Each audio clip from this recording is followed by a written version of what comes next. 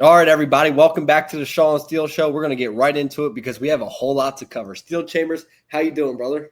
I'm doing fantastic. I'm ready to hash this out with you because I feel like we're going to be arguing about some of this shit, but I'm really excited for this. I know it was a crazy weekend, a lot to talk about, like I said, and I think where we should start was with the Big Ten championship. With Ohio State, it was an unbelievable football game. And what were your initial thoughts after that one, Steele? God, that hurt me because I was in an Uber currently, like right after a wedding. My buddy was about to throw up. My girlfriend was mad at me, and I'm just sitting there watching the Buckeyes slowly but surely lose faith. And it was a defensive matchup for sure. I mean, both defenses went out there and performed, but especially Indiana. Yeah. I know you noticed it, but some of those pressures they were bringing were just absolutely ridiculous. I mean, just 5-man, 6-man simulated stuff. I don't know how the hell you can prepare for that. And obviously they got to Julian saying something that he hasn't dealt with all year, pressure. And then down the end of the game, there's some play calling stuff that a lot of people didn't agree with. I'm kind of in that boat, but it was 13-10 at the end of the day. Can't complain. We got beat, but there's plenty on the horizon for us. We still got myself plenty on the horizon. Like I said, here's kind of my thoughts on this deal. And Joey Galloway went on there on ESPN. It's kind of going viral right now. And he said to the Indiana coach, I didn't realize how good your defense was. And he's getting a lot of flack for that. But I don't think he should, because I know what he means. Indiana's defense has been great all year. Their front seven's been good. They went to Oregon, dominated. But I want to see them against Ohio State. Everybody wanted to see them against Ohio State. And that front seven is legit. That D-line, interior D-line, I mean, they really got after it. And that's the biggest thing that kind of shocked me was that run game was non-existent or couldn't get going. Now, credit to Ohio State, they kept sticking with it and kind of in the fourth quarter got going. But overall, they just could not get the run game going. And that's credit to Indiana's defense. And then with Julian saying, I think, he's still a young quarterback. People got to remember that. And some of those looks, like you said, they were bringing probably had him confused. And the biggest thing I want to see moving forward out of Ohio State is I'm going to be watching Julian Saint because now he's in the real kind of adversity battle. And we know how Ohio fans are. They get on him. They get on you. They'll attack him a little bit. So I want to see gets a couple weeks to kind of rebound. And then the playoffs, I need to see him bounce back and play well. And then finally, my last thought with this is Coach Day's got to drop his balls, man. Coach Day's got to drop his balls. Fourth and one. First off, the third down, the throw the ball. I didn't like that call. You're Ohio State's deal. We pride ourselves on being the tougher, more physical football team. And when you have a chance, you go on an 13-play drive, 8-minute drive to put it away. You got to go for it and try and get that first down and get a touchdown. Steele, what did you think about that play? Did you like them kicking that field goal? No, it's hard because you want to get the points, especially after you missed out on that fourth down earlier on. So they probably just want to tie it, go to overtime, maybe have a little bit of momentum. But you saw the red zone game just really get away from them in the fourth quarter. I mean, they got down there twice in the fourth and ended up with 0 points. Yeah. Of course, you have the 4th and 1 where Julian Saint tries to sneak it, just kind of crumbles down. That doesn't go their way. And then on that 3rd and 1, I don't know, maybe it's me, but Indiana was playing a lot of man on the outside, and you don't have your 2 best wide receivers in the game. I get you want to show that you're running the ball and then run that little boot. But I mean, there are better play calls than that. And then, of course, you could go for it on 4th and 1 or take the points, but they go for the field goal, shanks it. Kicking's not easy, but I wish he made that kick. Yeah, that's tough. But they obviously could have won this game. They have the talent and the coaching for it, but there were just critical moments, whether it's play calling or making certain plays, and they just didn't make the plays, didn't make the right calls, and they ended up losing. And we talked about it all year. They just haven't faced that adversity yet, and finally they did, and it didn't work out. So yes, but I agree with what you're saying. Down in the red zone, Indiana was showing that they're going to live and die in that man-to-man coverage. Now Pons, he was matched up with Jeremiah Smith a lot. I thought Pons being severely undersized. Apparently they're high school teammates. I thought overall he did a nice job, especially down in that red zone. But there was that time. There's a few times Jeremiah Smith split out. It's clear man-to-man, single, one-on-one, and really not a whole lot of help inside. Mm-mm. So get Jeremiah Smith the ball. I mean, even if 9 out of 10 times he's making that one-on-one matchup happen. So I would like to see them use him and Carnell Tate, but he didn't do that. Now I will say with Pons, there were a couple times they did take those one-on-one shots. I remember they had like a little rollout. He was just going to go to the pylon, and he had great coverage. So no, he did. He 2 or 3 times he did that. Yeah. I would have kept testing it because he can't do that the whole game. I know. I would keep hammering away at that, but maybe they thought something different. Either way, Coach Day's a great play caller, but that night he just wasn't on his stuff, maybe. So yeah. Now, distraction with Hartline? Possibly. Maybe it's one of those things where he hasn't been calling plays throughout the entire year and he's a little rusty, but Hartline, that's obviously a big change for them. Is he still coaching? I saw he got off a plane. He's over at USF. Is he? Yeah, I don't know what's going on, man. I wish I knew. I don't know what's going on. I think he's running it out with the Buckeyes. He's doing a little bit of – I think what we're seeing with a lot of these coaches is – and we'll get into Tulane later – but it seems like they coach their games, they go through their preparation, and then they're back at their future schools because they got to get on the recruiting. So it seems like they're doubling up on their jobs, and that's got to be getting in the way. That's not going to work. I mean, you're playing in a conference championship. That takes all of your attention. And, again, congrats to Hartline. It's a great job offer. I'm glad he took it. But it might be one of those things where you can't have your foot in both waters. Like, you might just have to jump over to USF, and Ohio State just has to figure it out without you because – I don't want my OC just not half-assing it, but he's a little distracted. So right now, it's interesting. Now, Steele, I kind of brought it up a little bit, and you did too, in terms of Julian Sain and the Ohio State offense. What did you kind of see from him? Definitely didn't look as sharp as he has all year long. What do you think contributed to that? They had that early mistake with the pick, exactly like Michigan. They kind of started off slow, and that kind of showed what their offense was going to be like the rest of the game. The O-line, they were struggling just identifying a lot of these blitzes and whatnot, and then a couple missed blocks.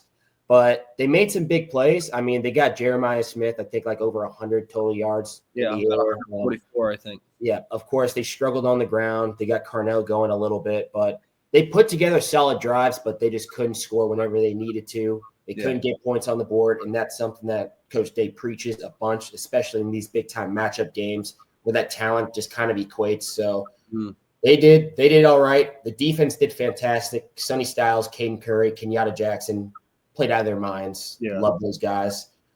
Arvell didn't do much, which was very surprising. I didn't know until after the game. I looked at the stat sheet. He only has 1 tackle. Yeah, which is that's not good. Yeah, maybe Indiana had a game plan for him as far as dealing with him on the edge and then in the box. But I mean, Indiana, they won this game fair and square. Only undefeated team. Kurt Signetti, what a coach! What a coach, man! That guy is unbelievable. Yeah. He is just something else. Did you see when he was sitting at the table with like Urban Meyer and the guys, and they're talking to him, and he's not really paying attention. He's just looking down at the stat sheet, and they're like, "You're good, coach," and he's like. And he's just, kind of ridiculing his team. And that just speaks to the kind of coach he is. And I loved how he said, Steele, did you see when he said, you just won the Big Ten champions. How are you feeling? And he goes, well, I got about 3.5 weeks to humble this team and get them ready for the playoffs. I mean, this guy just has the formula down to a T. He gets it. Because last year you saw every single team that had a bye to go out and lose. So that's certainly in the back of his mind thinking, okay, my boys, they just come off a big win. They've got a month off. How do I keep them hungry and keep them sharpened up for the game against probably what's going to be Alabama or Oklahoma? Like, that's going to be a big-time game. So it is going to be a big-time He's going to keep them ready. I know Ryan Day is going to keep Ohio State ready. They both have byes, so I think both of them could end up seeing each other in the national championship. They're both probably 2 of the top 3 teams in the country. So yeah, I'm not too worried about Ohio State losing as much as it fucking hurt me, but – now, still, two things I got with this game. First off, if they played 10 times, I still would pick Ohio State to win the majority. I'm sorry.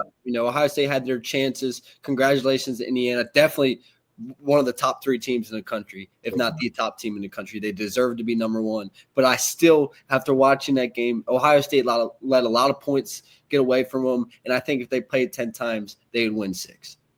Yeah, absolutely. But, again, Indiana, I mean, just – all that shit talking they were getting about, oh, you haven't played anyone. I know we were saying the last team they played was Oregon all the way back in, like early October. Yeah. Then they go out and beat the number 1 team. I mean, that's really impressive. Yeah, no, they are legit. Now, Mendoza. Yeah, I saw On Three, and we love Zach Herbstreit. He's our boy, but On Three listed their Heisman winner as Pavia, which I thought was absolutely insane and just dumb.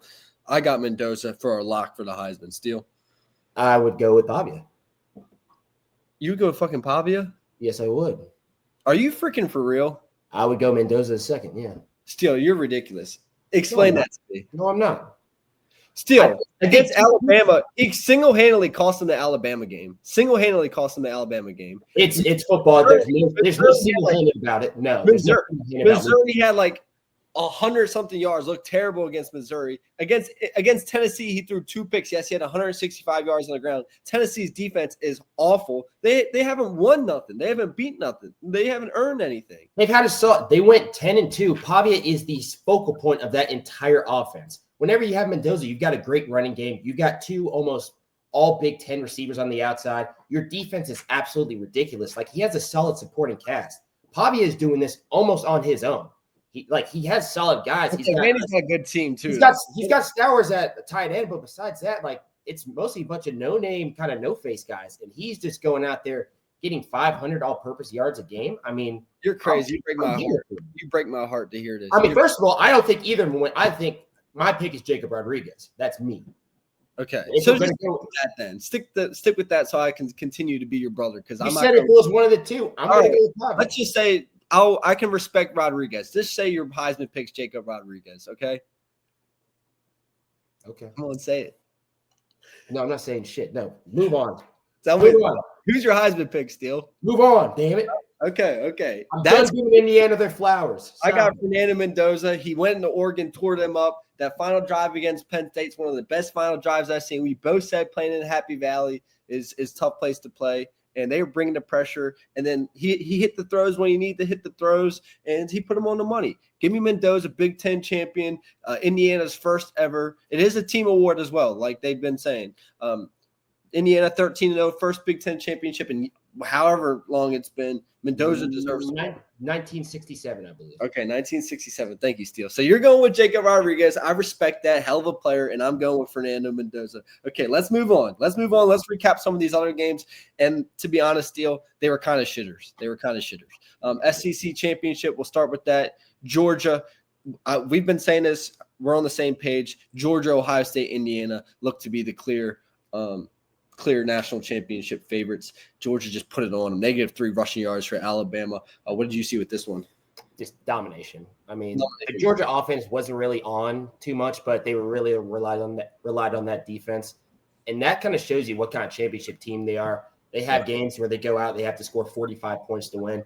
And in this game, they'll hold Alabama to -3 rushing yards. I mean, that's not only a testament to Georgia, but that's a big knock on Alabama, which we're going to get on later. I mean, we're going to get in. As a playoff team, you can't be doing that, but that's neither here nor there yet. But Georgia, fantastic team. Their defense is looking stellar. Stockton at the helm of that offense, I absolutely love it, and just the kind of guy he is. I mean, he comes from, I think, like Tiger, Georgia, population of like 400. His sister's name is Georgia. He got like four cows and a bull for Christmas. I mean, my God. Have you seen the truck he drives? Yeah, this guy is a 1980 something. Yes, this guy is a perfect Georgia quarterback. And I will say, when you look at their defense, that speaks to coaching, 100% coaching, because when you looked at them early in the season, Steele, you can go back in our episodes. We've been critical of their defense. But every single week, they've been getting better and better and better. And they are really, really, really striding and peaking at a perfect time. And the Georgia Bulldogs are crazy. Now, we are going to circle back to a lot of that stuff because obviously there's a lot of college football playoff implications. Now, let's move on real quick, unless you got anything else, because we're going to circle back to a lot of I'm blanking on their corner. I know. Number one, I'm blanking on his name too. Phenomenal game. I was with my buddy, and he's always tuned into Georgia football, and he's just talking about how he's progressed so much this year, probably going to end up being like a first or second rounder. And that just shows what the entire defense has done throughout this entire year. Just progress. And at the end of the day, they're playing their best football whenever it matters most, and they're a scary team to play. Yeah. So as we're talking about number one, I'm going to look him up. That one's on us not being prepared. Yeah, but I'll tell you this. That guy, he was a force in the run game, sticking his nose in there. They let them on islands all the time. That guy was really, really good. Now, I heard a story about him. I just want to make sure that I'm absolutely right on this. Hold on one second. Yeah, him, CJ Allen. I mean, that defense is awesome. Yeah, dude. What do you think about CJ Allen? What do you see out of him? He's just a run stopper. Like, you're not getting anything by him. And sideline to sideline guy. Hold on one second. Here, I'll look him up. I can't find it for some reason. We gotta give this man his flowers for what he's doing. Get one of those guys. We gotta get one of those guys like Rogan has. Oh yeah, we need a Jamie. Jamie. Ellis Robinson the fourth. Jesus Christ. Ellis Robinson. And what year is he still? Does it say what year he is? Because from what I understand is he's one of those guys who came in as a 5-star, didn't have too much success early. He's a redshirt freshman. Okay, never mind. I take that back. I saw some article about it. Totally BS. He's a young guy. He's balling out. The kid's going to be phenomenal. Okay, let's move on. Let's move on to this Big 12 championship. Steele, Texas Tech, are they a legit national championship contender? They're legit, and it's all because of that front six, front seven they have. They are absolutely unbelievable. I mean, it was the same thing as the last time they played BYU. Held them to, I think, only 200 yards, had a bunch of turnovers. God, who was it? Roberts. Roberts with 2 picks. I mean, just showing how deep that linebacker core is. They're a scary team to play. I mean, just in that front six, you've just got so many guys that you've got, of course, Rodriguez, who's, I believe, already won the Buckus. You've got a first-round talent on the edge. I mean, that's not a team I want to play, and their offense wasn't even clicking that day. I mean, Morton was decent. They were somewhat all right. Actually, they were really good on the ground, but overall, this is one of the more complete teams you're going to see in college football. They go out and you beat BYU twice, which is really hard to do, just beating any team twice. And they show that they're too. I mean, beat them down. They show that they're the best team in the Big 12, and the Big 12 had a decent year, but being on top of that, that obviously deserves a number 4 spot, number 4 spot, which is what they're at. So Texas Tech, beautiful game all around. Can't praise Rodriguez enough. I love the dude and his mustache. I will be chanting his name from the mountaintops to be in New York. Yeah, I mean, I think it gets announced tonight to the finalists. But when I look at Texas Tech, the defense is a legit defense, and it can carry them as far as they want to go. When I look at the offense, I like what I see for the most part. Virgil provides some explosives on the outside. The run game does enough. Morton when he takes care of the ball, they're good. The one thing they have to clean up is capitalizing on turnovers and scoring touchdowns down in the red zone. It's been their problem all year long, and they've got to clean it up if they want to have a legit shot to win the national championship. They have all the pieces. They have the talent. They're physical up front. They just need to make sure they're capitalizing on turnovers and scoring touchdowns. Touchdowns, 7 points, not 3 points. And that's all I got to say about Texas Tech. I mean, even though they're doing that, they're still blowing teams like BYU out. I mean, they still had the problem, though. You saw it last game and in this game, can't score in the red zone. But if they can figure that out, I mean, watch out for the Red Raiders. They keep talking about how they buy their players. Well, I mean, shit, why not? Why not buy your players and go out and get some of the best players? I mean, that's today's modern football. What are you good? You're going to dance around the subject? If I'm going to buy my players, I'm going to go out. I'm going to spend some money and get some help players. I'm pretty sure Rodriguez said something like that. Well, that's exactly why I said it, because I want to say what he says, because I love him. Okay, all right. Of course you do. That's on brand for you, man. That's on brand for you. But we'll keep moving. Okay, let's get to these next two quickly. Tulane, your American champions. Tulane, they look pretty decent to me. I like Summerall. I like the job he's done, obviously, going to Florida. But Tulane is a decent team, and I do think they will put up a fight against Ole Miss. No. You don't think they're going to put up a fight? I mean, first of all, I hate a rematch game like that. Yeah. We saw Ole Miss already beat them by like 35 points, and they did cause a lot of turnovers against a solid North Texas offense. That's definitely why they won this game, but that's North Texas. This is Ole Miss we're talking about here. You've got Chambliss running things on that offense. They do lose Lane Kiffin, but they've still got Lacey in the backfield, got Chambliss. The defense is getting better and better. I do not see this game being close, and there are just so many better matchups out there that could have happened if you take out the G5. But yeah, we're going to get into that. We're going to get into that. All right, let's get JMU out of the way. JMU, I don't even have anything to say. JMU, it's been a great season. Congratulations on being the champions. You guys are going to get curb stomped once the playoffs are over. It was 17-14 at the beginning of the fourth against the Troy team that got blown out by Old Dominion. I know, it's terrible. Okay, now to the ACC championship, and this is the conference. This is the conference that fucked everything up. And before we dive into the game, I am hearing that if the ACC used the tie-breaking metrics that some of these other conferences use, Duke would have never been in there.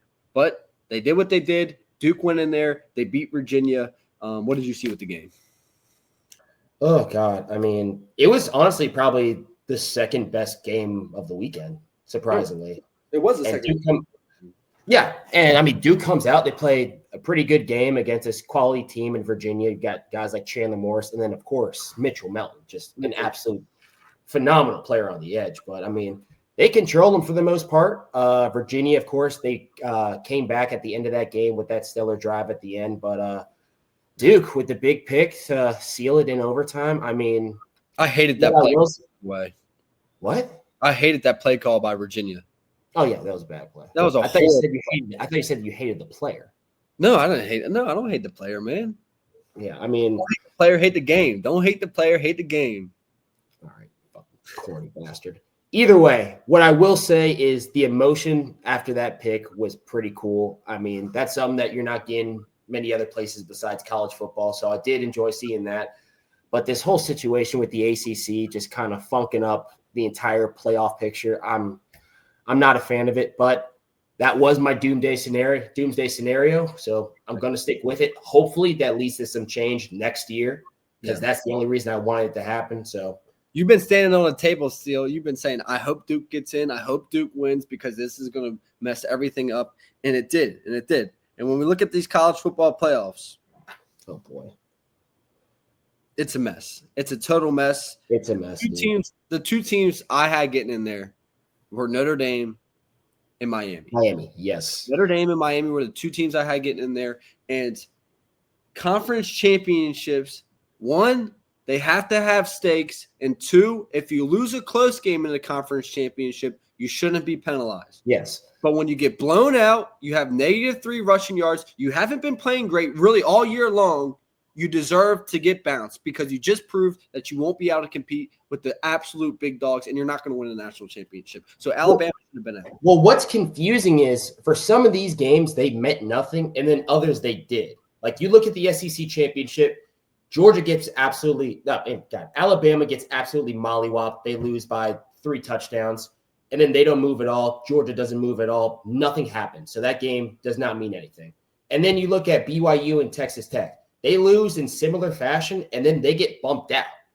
Like, you've got to have the same amount of weight for all these games, even though one conference might be better than the other, because it just makes no sense what you're doing. And then with the Big Ten championship game, it was a great game, but at the end of the day, they just flip-flop. Like, what was the real significance of this game besides we're going to play different teams? Exactly. No, it's a joke because you hear the guy come on there, the Hunter, the chair guy. He says, well, BYU came out and played Texas Tech, and the game did not go in their favor. So BYU dropped down, which put Miami next to Notre Dame, which then caused us to look at the head-to-head, which was absolutely asinine because Alabama, -3 rushing yards, like I said, blown out. I mean, looked horrible. Stayed at number 9, which is insane. And then, to be honest, I thought Georgia, even though that was a really close game with Indiana and Ohio State, I thought Georgia should have bumped up to number 2. I think they should have. Georgia should have bumped up to number 2. They didn't put any stakes or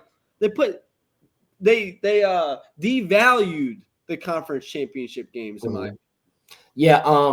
Gosh, back to the whole Miami, BYU, Notre Dame thing. I get it. Like they're making some of these hard picks within the parameters that have been set. So it's of course going to be hard, but whenever you explain these things, you cannot be so confusing and say things that just make no sense whatsoever. Right. To go out there and say that Notre Dame is the number 10 ranked team, they deserve to be in front of BYU. And then to say BYU deserves to be in front of Miami.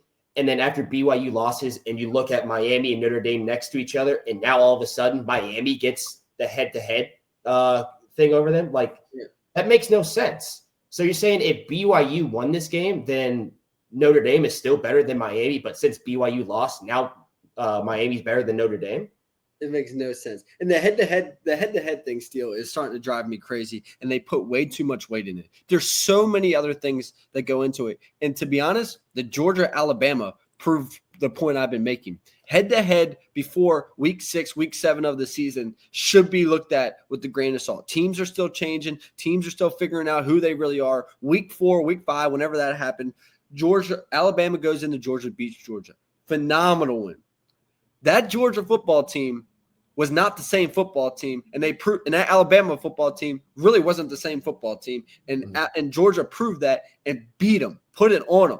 27-24, week 1 of the season, the freshman quarterback Carr making his first start against Miami, and then to have it go the whole year, it didn't really matter the whole year, and then this last week to make that head-to-head matter. I mean, just look at the NFL. You'll see teams beat teams that it just the head-to-head had too much weight this year, in my opinion. And they really screwed themselves up by after they lost that SMU game, they put them at like 18. They probably just thought they were going to fizzle out, end up with like a 9-3 or an 8-4 season and just get lost in the shuffle. But all of a sudden, they win these games, and somehow they go from 18 and get all the way back in. And that was week 9. They were 6-2 or whatever it was. And Notre Dame, the entire time, like they were going out playing good ball, having solid wins against maybe a little subpar teams, but they were winning by 20, 30 points. They beat Syracuse. I mean, now listen, Syracuse shitbox. But 70-7 is what a great team's supposed to look like against a shitbox team.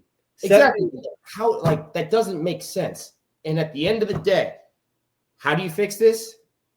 You cut out the group of 5. Exactly. And you bring up a good point, Steele. It's really, and this kind of clicked for me. It shouldn't be an argument. And the AD from Notre Dame said this, and he said it wonderfully. He said, listen, we're not, if BYU got in, great. If Notre Dame got in, or if Miami got in, fine. If Alabama gets in, fine. This is a systematic problem. And it's really, as you said, the group of 5, the little guys, looking out for the little guys. Vandy versus Tulane, Texas versus Tulane, Notre Dame versus Tulane. JMU gets in over freaking USC would beat JMU by 40. Yeah. So it's just ridiculous. And it's not only just the product that's being put on the field, it's also the money. Because if you're broadcasting this game, do you want to broadcast Tulane versus Ole Miss or JMU versus Oregon? Or let's say hypothetically that you cut them out and you put a couple of these teams in. Imagine like a Notre Dame versus Ole Miss or Notre Dame versus Oregon. Yeah, that would be. Yeah, because they robbed the fans, they robbed the whole thing, and then still. I mean, there's one more thing I want to talk about the money, and that's if I firmly believe if Virginia would have beat Duke, Virginia would have got in. Notre Dame would have got in. Miami would have been out. I just saw a thing that the ACC gets $4 million for a team making the game. They needed, and all this ESPN, I think, has certain deals with them. They needed an ACC team in there. They couldn't put Virginia in there because they're not the ACC champions. So somebody had to get screwed so Miami could be in there. That's my thought. That's my thought on it. I don't know. Whenever this whole thing started, the goal of this was to put the best 12 teams in the country in the playoffs, and that's just not what you're doing. So whether you got to make changes and you got to find a way to get the best 12 in. And if you're going to do a group of 5, they have to win their conference championship, and they have to be ranked somewhere close to that. I can get like a 13 or a 14 if they've earned it throughout the year, but don't be putting a 20 or 24th ranked team in the playoffs. 2 losses. Yeah, and screw everyone that's in between. I mean, exactly. That's ridiculous. Exactly. No. So still, I know I haven't really thought of a way to fix it myself. Some ideas, but they're not like soundproof ideas. Do you have any ways that you would fix the college football playoffs? There's so much going on. I mean, I really think it's just cutting out the group of 5 and making them earn it like a little better. It feels like at this point it's a charity case where you just stay over here, play all these games and win the American. Okay, now you're in with the big dogs. That makes no sense. Still, somebody commented on one of my posts and said it's like DEI, which is true. Yes, I mean it's ridiculous. Like, of course, no matter how many teams you have in this playoffs, whether it's 12 or 16, there's always going to be people on the outside complaining that they're not in. So I think you stick with this 12-team system and you just tinker with it until you find a tried and true method where you get 12 best teams in. And I think you start with the group of 5 cutting them out. I agree. And I don't think, and to your point, I don't think bumping the field to 14. I don't think bumping the field to 16. I think 12 is a good number. You just have to make sure you have the 12 best teams in there, which, I mean, it's just a joke. It's just a joke. And they're going to fix it, Steele. I'm telling you, your doomsday scenario in the long run there's no way they come back next year and keep it this way. No, everything with the ACC, Duke winning, and then Miami just catapulting over the 2 teams in the ACC championship.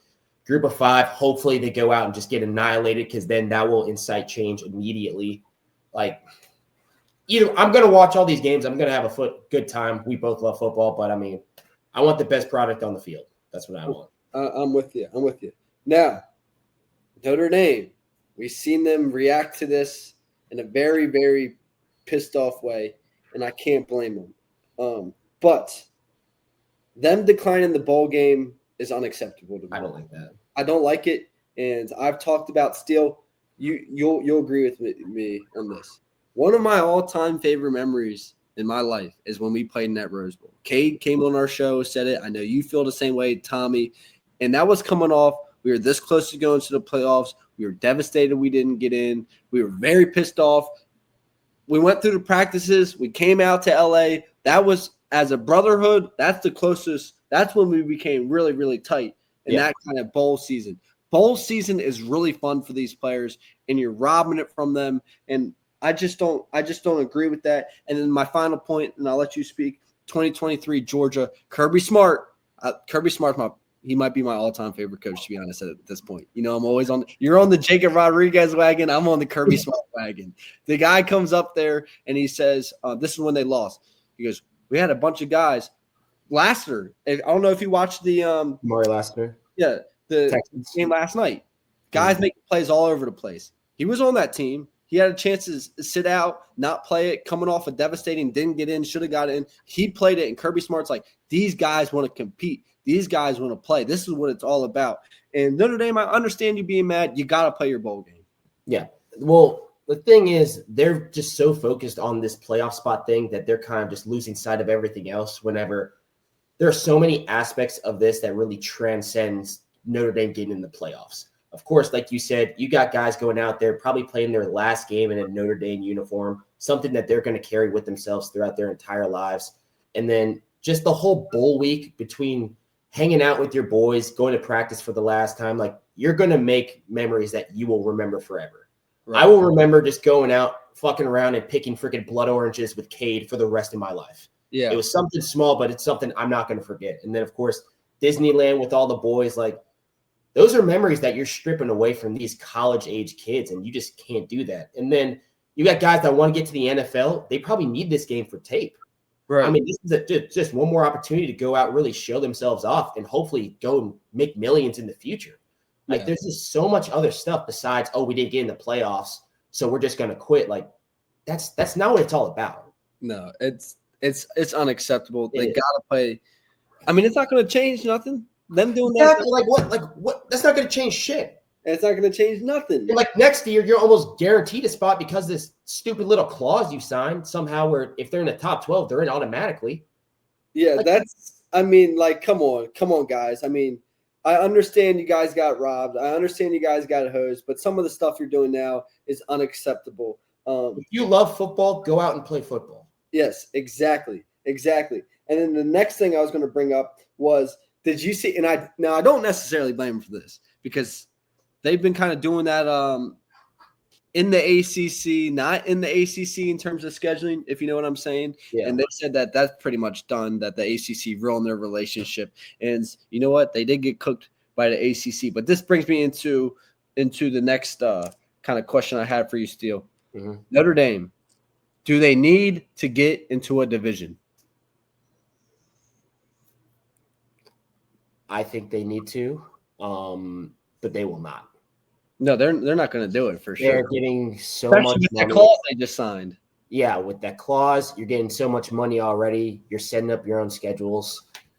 Of course, everyone wants them to get into a conference, unless probably if you're a Notre Dame fan. Maybe some of them do, the good ones, but I don't see them doing it. I think they should. But the clause they signed, that's basically them saying we're not going to get into a conference. We're just going to bet on us being in the top 12 every single year and getting an automatic bid, which that's stupid. Now there's, 6 automatic bids? Because Notre Dame's virtually going to be a top 12 team almost every year. Exactly. Especially with the schedule. Have you seen their schedule next year? Yeah. What is it? It's hang right there. I can pull this one. Well, pull it up. This is going to piss me off. It's really, really bad. The Notre Dame football schedule. I will say Notre Dame, a great team this year. They obviously deserve to be in it, but this is not the way you handle getting left out. All right. Are you ready? Yep. Give it to me. Okay. September 6th, Wisconsin. Decent matchup. Mm-hmm. September 12th, Rice. Okay. September 19th, Michigan State. I don't know how that one's going to be with, Fitz. See if he can get some transfer guys. That could be interesting. September 26th, Purdue. Nope. October 3rd, North Carolina. Nope.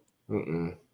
October 31st, we love this team. We love what they do for our country. Navy, but nope. Date to be announced. So I don't know if this is really confirmed yet. Miami, obviously a good game. Okay, Circle that. That's going to be a high stakes one. Yeah. SMU, that'll be a good one. SMU is fine.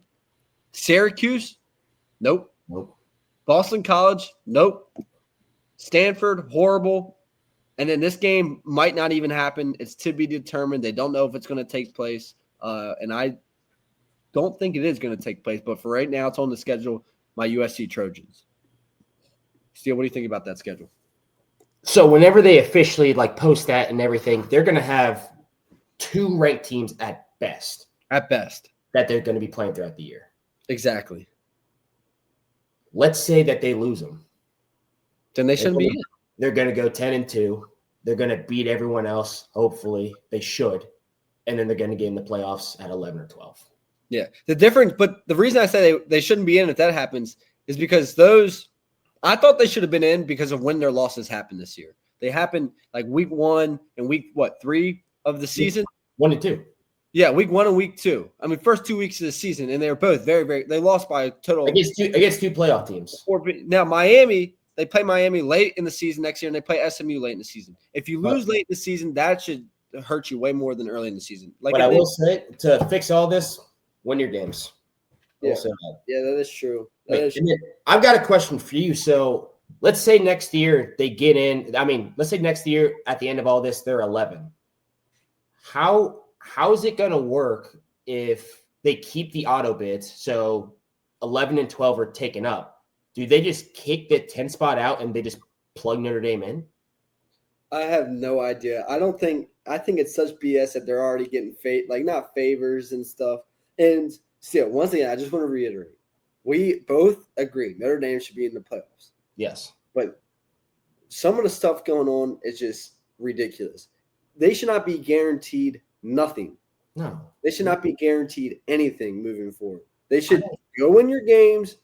And if they're 11 next year and they bump a team out, that's ridiculous. But I firmly believe what we're going to see happen is I think you're going to see JMU get smoked by Oregon. I think you're going to see Tulane get smoked by Ole Miss. I could see them putting up a little bit of a fight. That's just going to be honest. Second time playing, whatever. And then I see they're going to change that. They got to change that. They have to, because if that situation arises and 11 and 12 are hypothetically locked up, and for some reason they bump a 10 team because we signed a clause with Notre Dame that says they get in. Sorry, that team has every right to literally fucking riot and possibly burn down South Bend. Exactly. They have every right to do that. Exactly. If that happened to Ohio State or something, I would be a part of that riot. Oh, no. You are not doing that because, we signed a piece of paper saying we get in if we're 11. Sorry, you get bumped out. That's not happening. It can't happen. As college football fans, we cannot let that happen. No. It's just – I mean, and if you're BYU, you got to be feeling some sort of way as well. I mean, BYU – No, they got their ass beat twice. No, exactly. But I'm just saying, in terms of Alabama not moving, you got to be like the SEC. Yes, yeah, because you lost whenever you got your ass beat. Alabama should lose a couple spots by exactly. That's what I'm saying. If I'm BYU, I'd be looking at the SEC favoritism is just getting out of control. Respectfully, the SEC is much better. Did you see? But, Go ahead. The SEC is much better, but you need to get docked some points if you're going to lose like that. Now, in terms of the SEC versus the Big Ten, we've been going back and forth. I said over the past couple of years, I think the Big Ten's been like the recent past couple of years. The Big Ten this year, we both agree the SEC has been the better conference. We may have brought this up on the last show. I can't remember. Did we talk about Caleb Downs, his comments? No. Did you see his comments? No. He came out and said they asked him. He was on. He has his own little podcast. They said, "What's it like playing in the SEC and the Big Ten?" He said the SEC every single week is a war, basically. Big Ten about 4 or 5 weeks at most are a war. Mm-hmm. Thoughts? That makes sense. They're just a lot deeper.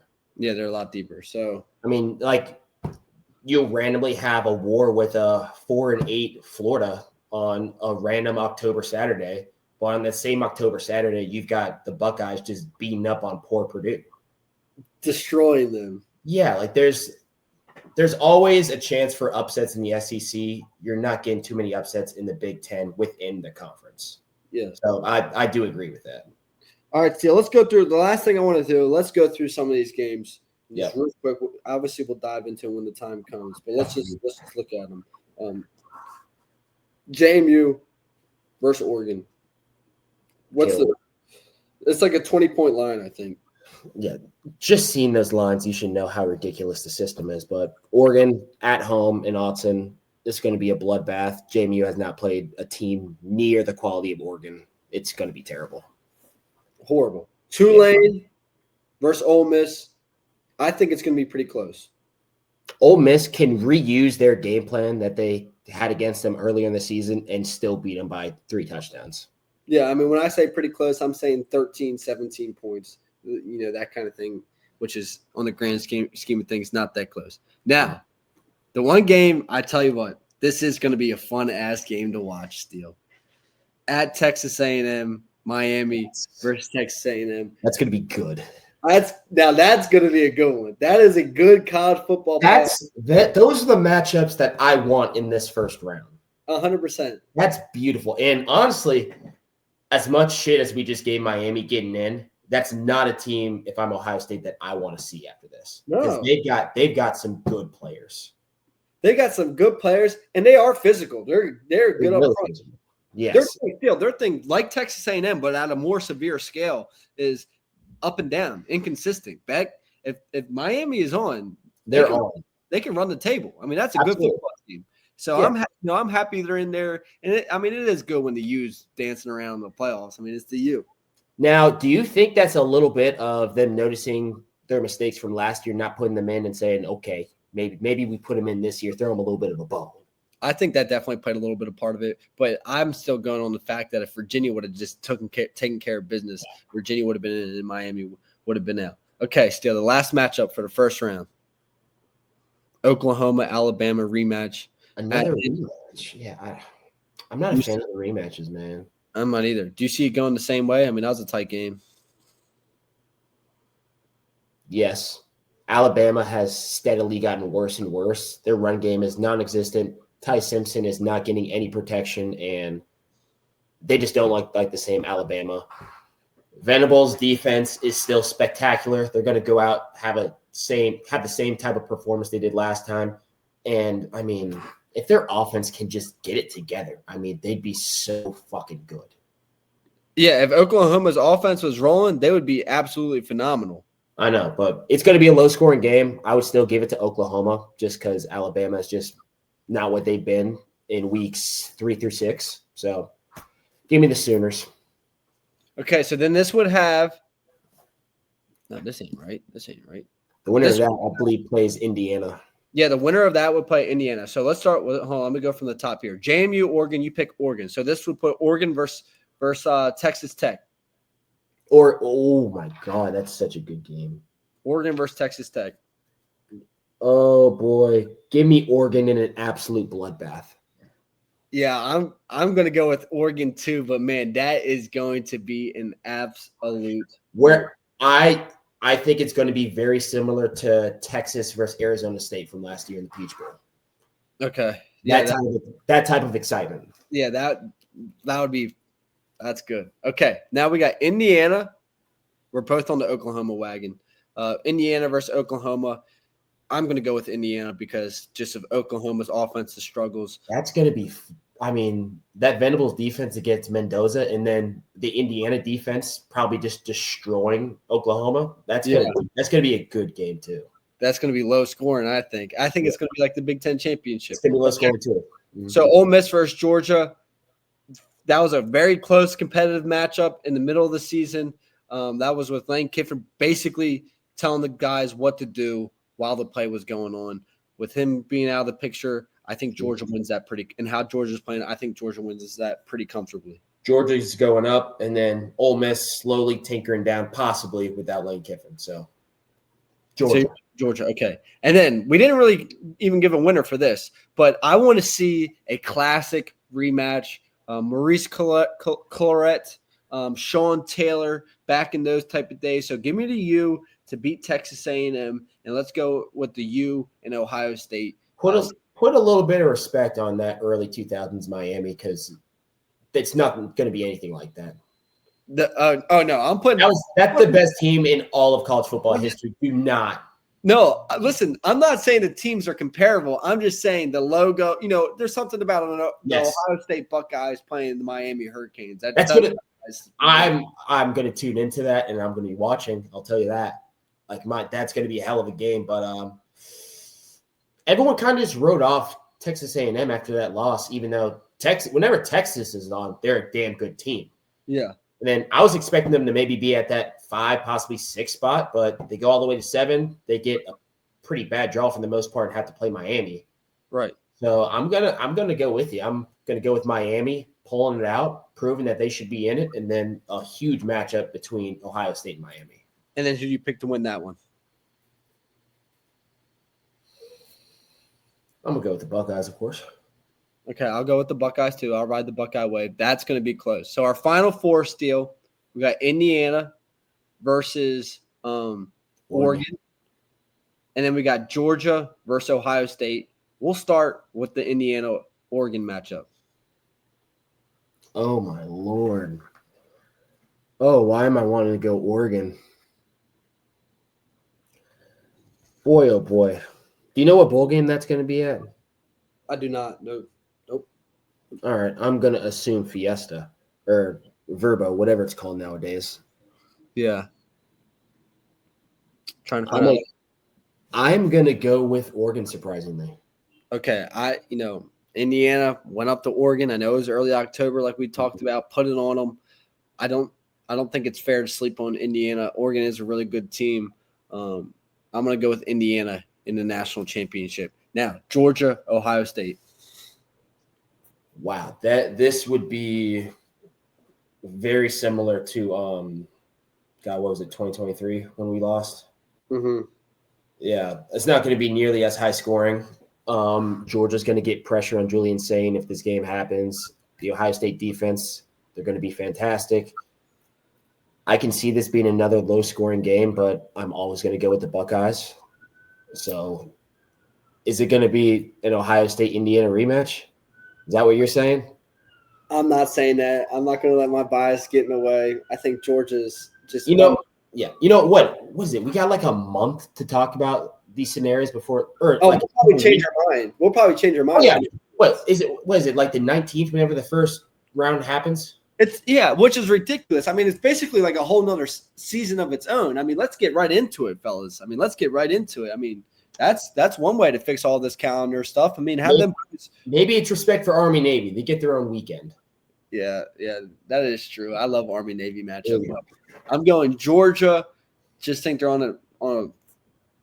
I just like them, man. I just really, really like them this year. In Ohio State, I love Ohio State. Defense is legit, but I just don't know. I'm not ready to jump on the repeat wagon. I would want that game against Miami to be a bloodbath, so they go into a Georgia game with a little bit more experience as far as being in these tight games and having to win in the fourth quarter, because they have not won a game in the fourth quarter all year. Right. That's true. Yeah, that was the first time. That was their first time, even first seconds of any game trailing. Yeah. Besides, I think like Purdue, whenever they're down 3-0 with 12 minutes left in the first. Oh, that's right. Something like that. But yeah, I want them to gain a little bit more experience during these college playoffs. Part of me wanted them to be 5. Yeah. To just get another solid.